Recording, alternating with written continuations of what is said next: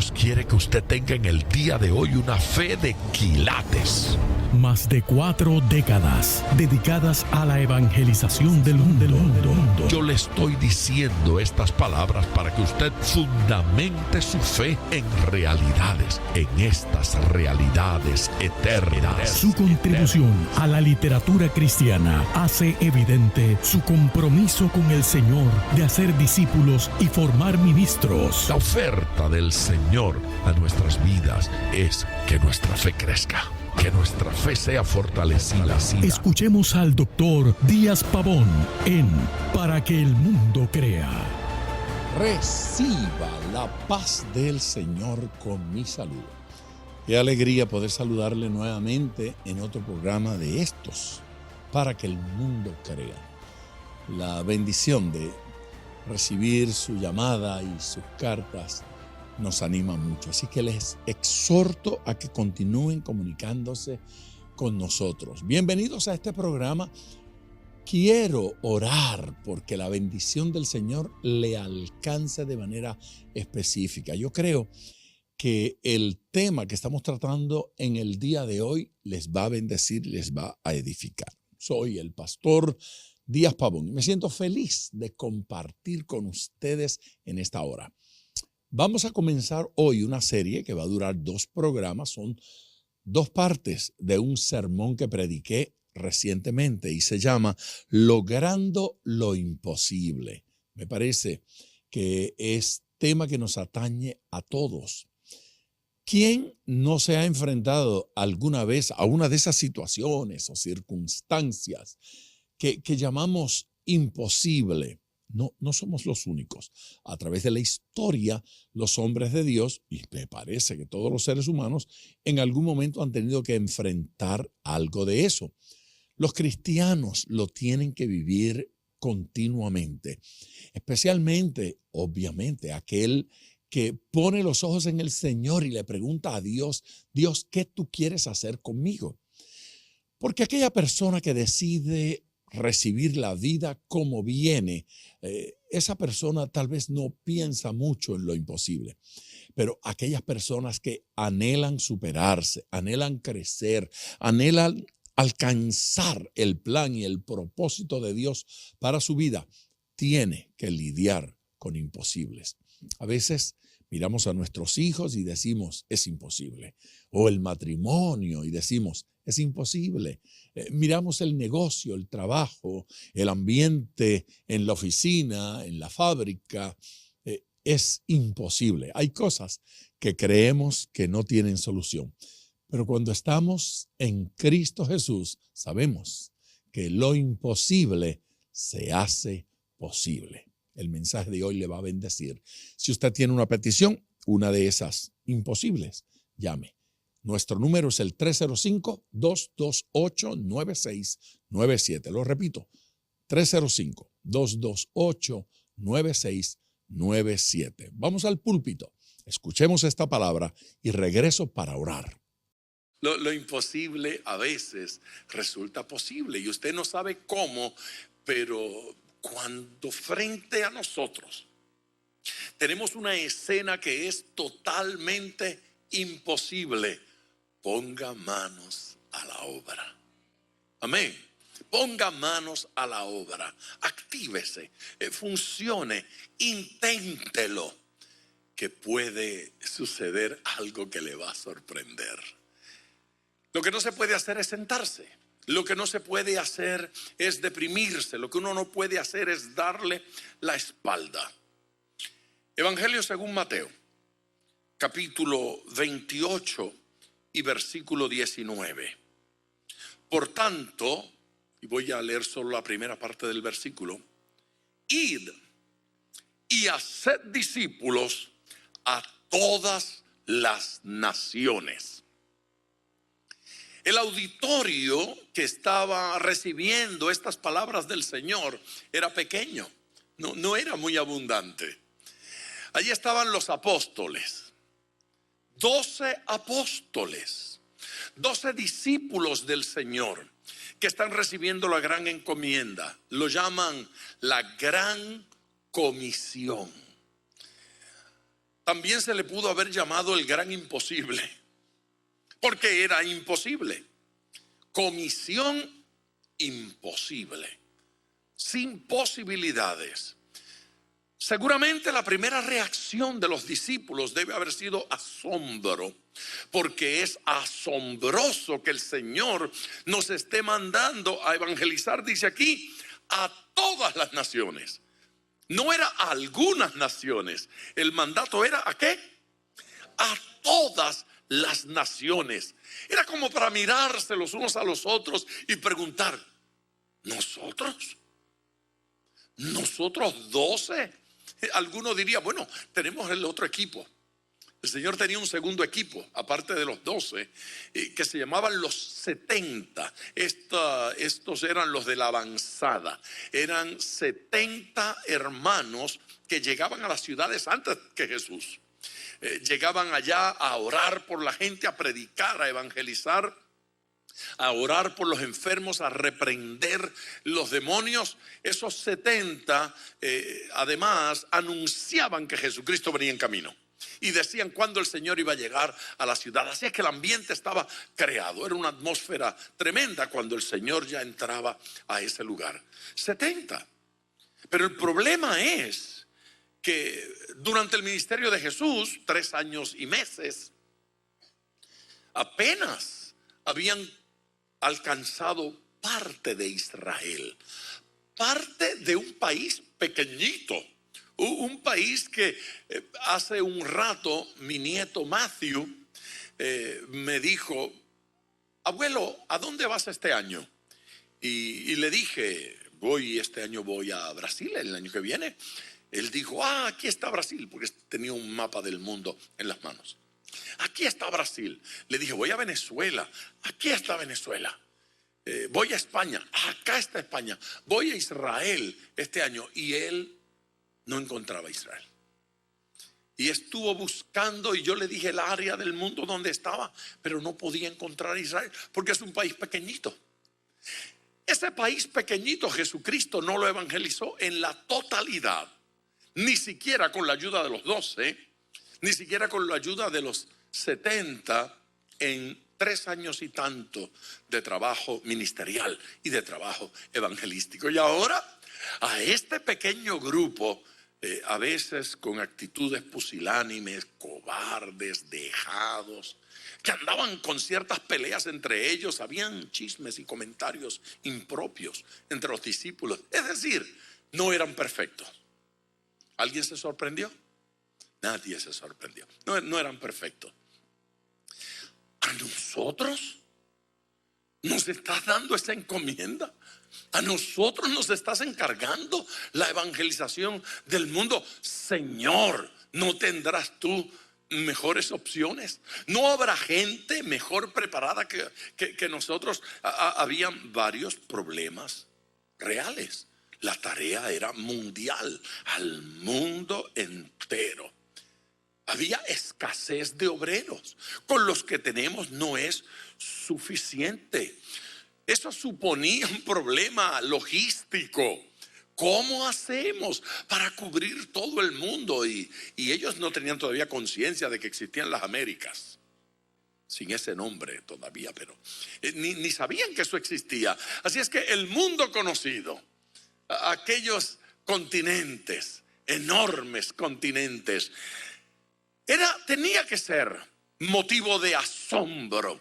Tenía que ser impresionante estar usted con un grupito que luce insignificante, un grupo que no parece tener los mayores recursos, y recibir una comisión como esta: id y haced discípulos a todas las naciones. No es posible, Señor, es imposible. Pero me parece que hoy hemos pasado del asombro al temor. Ya no solo estamos asombrados de la gran comisión, ahora parece que tenemos miedo. Supongo que más de una persona preguntará, ¿y cómo se hace?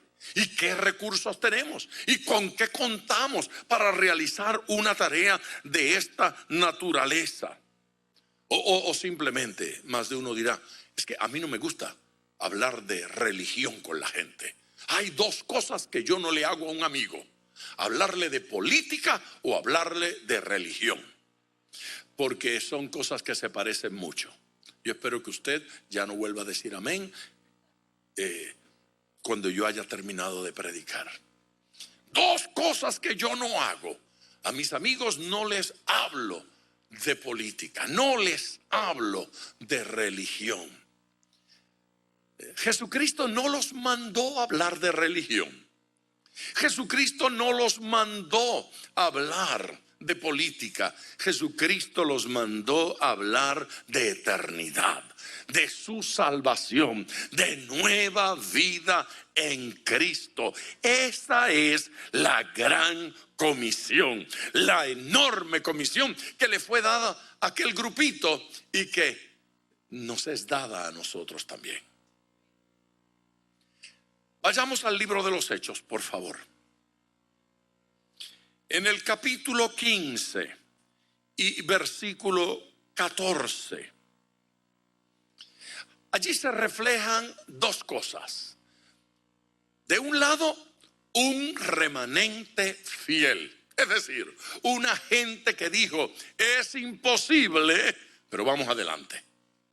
Es imposible, pero vamos a intentarlo. Es imposible, pero esforcémonos. Versículo 14.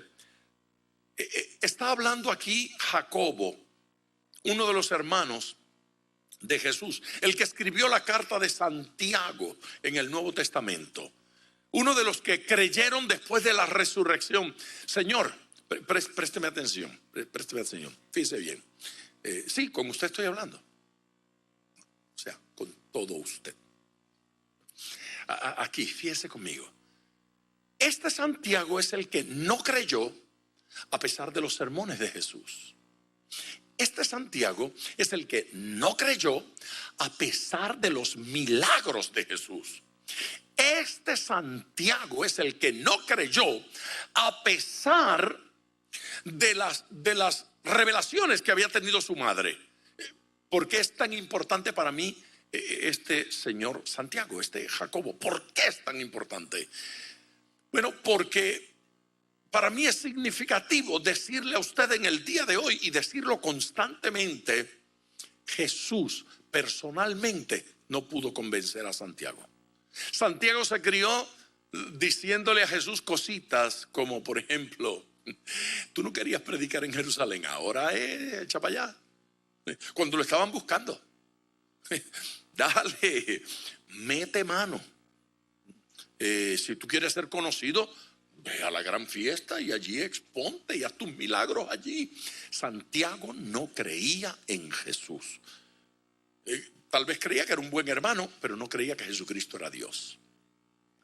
Los milagros de Jesús no convencieron a Santiago. Los sermones de Jesús no convencieron a Santiago. ¿Cuándo fue que Santiago creyó? Es importante esto para mí y lo digo con mucho énfasis. Toda mi vida lo he hecho. Porque Santiago no era fácil de convencer.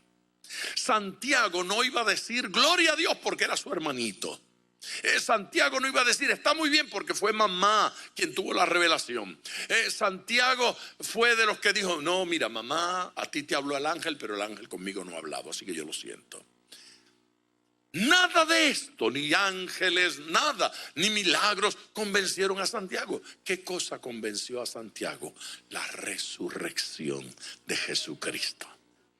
Cuando Jesucristo resucitó, Santiago se derritió y dijo, uy, es verdad, tú no eres mi hermano, tú eres mi Dios, tú eres mi Señor. Lo adoró, le sirvió, aleluya. Santiago es el que está hablando en el capítulo 15 de los Hechos porque ha habido algunos problemas. Ya les dije que los discípulos no eran perfectos. Eso es como una noticia muy grande en el día de hoy. No eran perfectos. Ahora, no solamente no eran perfectos, sino que después de ser llenos del Espíritu Santo y estar ministrando y cumpliendo la gran comisión, todavía sus defectos se ponían de manifiesto. Todavía habían peleas y situaciones entre ellos. Tuvieron que llegar a Jerusalén y Jacobo, este Santiago, fue el que tuvo la palabra sabia para armonizar las peleas entre Pedro y Pablo, especialmente entre los discípulos de Pedro y los discípulos de Pablo. Había una guerrilla allí, así que no le parezca extraño que en su iglesia también ocurra. No le parezca extraño que en su casa también ocurra. Es que yo soy parte del ministerio tal en la iglesia, pero allí hay ciertos conflictos. Pues seguro, si Jesús no pudo acabar con los conflictos entre los 12, ni después de bautizados con el Espíritu Santo, ni después de ser predicadores consumados, conocidos, importantes, influyentes, ni después de haber escrito texto bíblico, cartas de la Biblia, todavía tenían sus conflictos. Eso no es extraño. Pero a pesar de eso, este evangelio siguió siendo predicado. Leo el versículo. Simón, hablando de Pedro, Jacobo dice de Pedro: Simón ha contado cómo Dios visitó por primera vez a los gentiles para tomar de ellos pueblo para su nombre. Observe esto. A pesar de todos los inconvenientes que tenía realizar la gran comisión, lo que Jacobo está diciendo es: Pedro no se detuvo por eso. Pedro siguió predicando y dice, y trascendió, salió de los judíos, salió de Israel y fue a predicarle a otros pueblos, a otras razas. Fue el instrumento para que otros entraran y llegaran a ser parte del pueblo de Dios. Pero no lo dice así simplemente, dice para tomar de ellos pueblo para su nombre, para tomar de ellos pueblo para que hicieran lo mismo, para tomar de ellos gente y recursos para que ellos también anunciaran el evangelio. Esta gente comenzó a predicar contra todo pronóstico, comenzó a predicar donde no tenía sentido lo que estaban haciendo. La gran comisión nunca la van a cumplir. Más de uno se sentía inteligente. Ustedes no van a llegar a todos los hombres. Bueno, eso fue lo que dijo el Señor, que llegáramos a todos y allá vamos. Aleluya. Yo de vez en cuando escribo en mi Facebook hasta que el mundo crea, y tengo por ahí un amigo que de vez en cuando se me enoja. Nunca van a creer. Está bien. Ya yo le di la razón. Es posible que nunca crean. Usted no va a alcanzar a todo el mundo. Está muy bien, hermano. Usted no ha leído el Apocalipsis. Lo he leído. Usted no se da cuenta que los pueblos se rebelan contra el Cristo. Sí, Señor, lo he visto. Y bueno, el Señor me dijo que predicara para que todos crean. Entonces, como Él me dijo que hiciera eso, contra todo pronóstico, yo lo voy a hacer. Yo voy a predicar. Pero yo tengo una historia que contarle. Esta gente comenzó a predicar. Esta gente comenzó a ministrar. Y ocurrieron cosas extrañas, contradictorias. Pedro predica en Pentecostés y se convierten miles con un solo mensaje. Pedro nunca había vivido esa experiencia. ¡Qué extraordinario! Un solo sermón. Miles de vidas vinieron a los pies de Cristo. La iglesia pasó de ser una iglesita de veintenas a ser una iglesia de millares en un día. ¿cómo es posible? Pero luego, en el mismo libro de los Hechos, capítulo 17, el apóstol Pablo llega a Atenas. Él llegó al famoso Areópago. Era el lugar donde años antes se celebraban los juicios. Era un lugar de una importancia tremenda. Para entonces se usaban para asuntos de educación y para asuntos religiosos. Pablo entró allí y tuvo la oportunidad de enseñar y de predicar. Y predicó en el Areópago. Ese es el lugar donde usted quiere ser filmado mientras predica. Ese es el lugar para dar autógrafos. Yo prediqué en el Areópago. Se burlaron de él, le dieron la espalda, lo maltrataron. Deja de parlotear tanto y cállate. Ven otro día para escucharte sobre eso de la resurrección. Se burlaron. Uno de ellos, un areopagita, creyó. Uno. Un par de otros de los que estaba por allí medio lejito y algunas mujeres. Dice, y el pobre Pablo salió de aquel lugar ¿cómo? No salió decepcionado, porque su tarea no era obligarlos a creer. Su tarea era proclamar este evangelio, y lo había hecho. Así es que Pablo salió de allí diciendo: yo prediqué el evangelio, yo anuncié las buenas nuevas. En ocasiones se convertirán miles, como en el caso de Pentecostés, y en otras ocasiones se convertirán muy pocos, o nadie se convertirá. Pero eso no es lo importante. Dios no me envió a salvar al mundo. Dios me envió a anunciar las buenas nuevas de salvación. Lo imposible de frente, avance. Cuando tenga lo imposible de frente, ponga manos a la obra. Avance de lo imposible hacia lo posible. Mire cómo dice en el Evangelio según Juan, capítulo 14, versículo 12. De cierto os digo, un alto. Cuando Jesús utiliza esa expresión es porque Él quiere decirnos sin lugar a dudas. Sin lugar a dudas. No hay margen de error. No se engañe nadie. Esto es absolutamente cierto. De cierto os digo. Escuche, el que en mí cree, las obras que yo hago, él las hará también.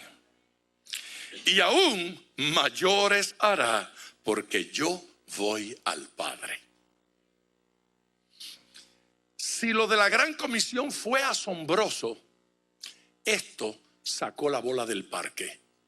Usted puede prestar atención acá y conversar después. Preste atención, por favor. Si lo de la gran comisión fue grande, fue asombroso, fue como para decir imposible, no hay cómo, no me diga una cosa así, esto es peor. Ahora Jesús está diciendo a los discípulos, y esto ocurrió antes, ¿sabe? Pero el orden en que lo compartimos, lo alteramos. Jesús le está diciendo a los discípulos: las obras que yo hago, ustedes las harán también. Es como para escuchar la voz del Señor. Es como para prestar atención y después decir: ¿cómo dice que dijo? Aprendimos de Cantinflas. No es posible. ¿Cómo vamos a hacer nosotros las mismas obras que tú? ¿Cómo nosotros vamos a hacer cosas como las que tú haces? Estamos hablando con aquel que resucitaba a los muertos. Estamos hablando con el que abría los ojos al ciego, los hacía caminar a los cojos y paralíticos.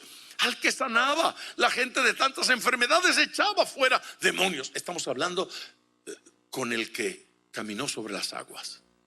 Estamos hablando con el Dios todopoderoso, hecho hombre. Y él le dice a los discípulos: las obras que yo hago, ustedes las harán también. Imposible. Está bien, es imposible, pero oiga, Señor, ponga manos a la obra. Oiga, joven, ponga manos a la obra. Escúcheme, señora, ponga manos a la obra, porque Dios quiere que avancemos de lo imposible hacia lo posible. Amén. Era imposible ganarse al mundo. Era imposible hacer obras mayores. Era imposible hacer las mismas obras del Señor. Pero luego de estos versículos encontramos a Pedro con Juan entrando al templo y frente a un hombre paralítico. Las palabras fueron precisas: no tengo oro ni plata, pero lo que tengo te doy. En el nombre de Jesús de Nazaret, levántate y anda. Aleluya. El hombre se levantó y anduvo, se movió, estaba sano. Ese mismo caminaba por las calles y cuando su sombra tocaba a un enfermo, enfermos eran sanados. Tan real era que algunas personas esperaban que él pasara para sacar a los enfermos, para ver si la sombra de Pedro hacía contacto con algún enfermo. Hace unos años estaba yo predicando en México, en una carpa enorme, una carpa que sentaba más de 12,000 personas. Y la multitud rodeaba la carpa, porque bajo la carpa estaban aquellos 12,000 y todavía había miles que no habían podido entrar. Y Dios hizo tantos milagros. Y esa es una de esas noches, una persona vino y me dijo: ver todos estos milagros me hace recordar mi niñez. Cuando yo era niño habían cruzadas así. Y hubo un hombre que estuvo predicando en mi pueblito. Se llamaba David García. Y cuando dijo el nombre, captó mi atención. David García. Sí, un puertorriqueño como usted. Sí. ¿Lo conoció usted?, me preguntó. Claro, lo conocí. Prediqué en su entierro. Fui el predicador, la familia me llamó para predicar incluso en su entierro. Fuimos amigos por muchos años. Estuvo aquí en Capilla del Rey predicándonos hace unos años atrás, el anciano don David García. Me dijo: bueno, no sé si usted lo escuchó alguna vez contar un testimonio de un niño que le lanzaron sobre sus espaldas. Le dije: claro, ese fue uno de los testimonios clásicos. Un niñito afectado por el polio y las piernitas delgaditas y las rodillas hinchadas. Y la mamá había ido a la campaña, pero la multitud era tan grande que no pudo entrar. Entonces ella quedó esperándolo y supo dónde él se hospedaba, y cuando iba pasando por la acera corrió tras él, pero como no podía avanzar casi le tuvo que lanzar el niño. Y cuando el niño hizo contacto con las espaldas de David García, el niño quedó sano.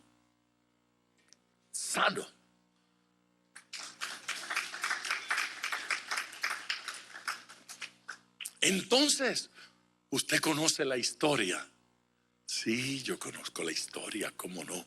Me dijo: pero usted no conocía al niño. No, yo fui ese niño. Fui yo el niño que mi mamá lanzó contra las espaldas de don David García.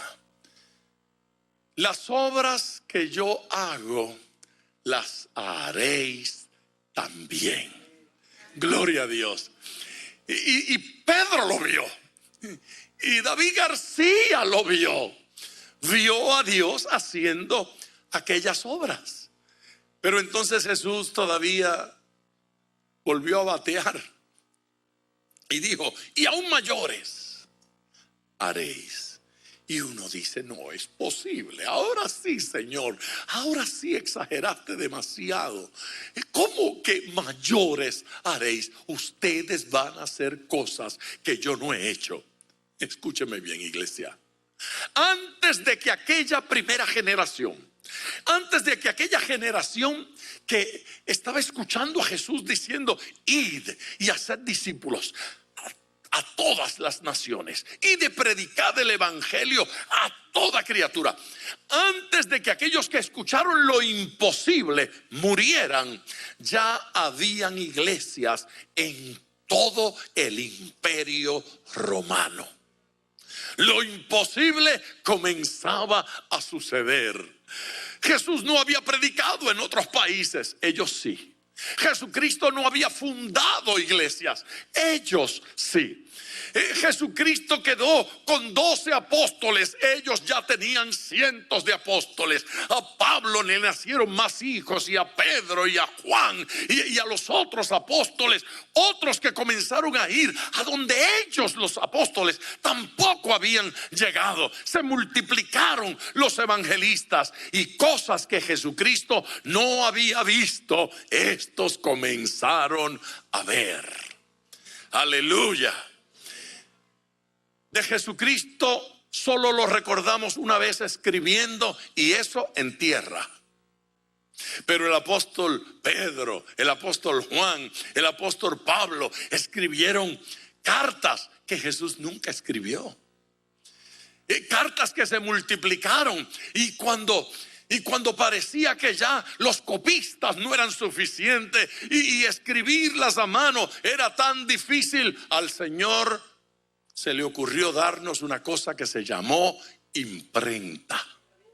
Y tuvimos la imprenta, y vino de parte de Dios. Aleluya. Y el primer libro que fue impreso fue la Biblia, y se multiplicó. Con ustedes ya en tiempo de oración. Hermosa palabra, poderoso mensaje y edificante, nutritivo. Si usted se anima a orar por aquellas cosas que había abandonado, aquellas cosas que había pensado, eso no lo puedo lograr, eso no lo puedo alcanzar, sepa que fue el Señor Jesucristo quien dijo que si creemos, si somos capaces de creer, haremos cosas grandes, cosas mayores, cosas de dimensiones extraordinarias. Llame ahora, permítame orar por su petición. El número es el 305-228-9697.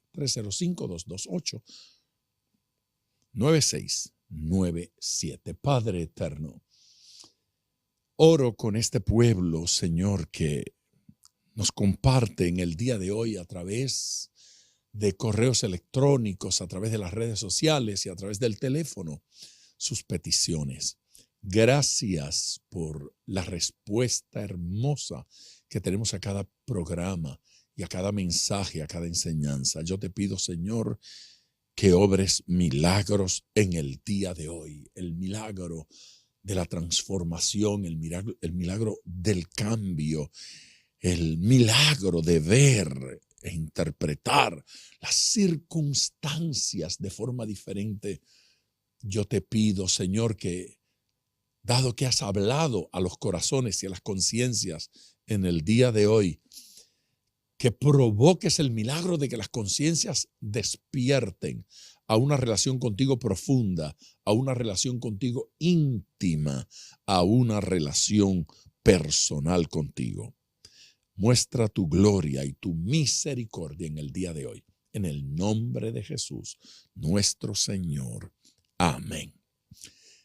Gracias, mi gente, por acompañarnos en Para que el Mundo Crea. No olvide, mañana estaremos aquí, misma hora y misma emisora. Un abrazo. Hasta mañana. Gracias por sintonizar Para que el Mundo Crea con el Dr. Díaz Pavón. Nuestro ministerio desea brindarle acceso a este programa descargando gratuitamente la aplicación DPM Radio. Para oración, comuníquenos su necesidad llamando al 305-228-9697. 305-228-9697. O en las redes Facebook e Instagram bajo Díaz Pavón Ministries.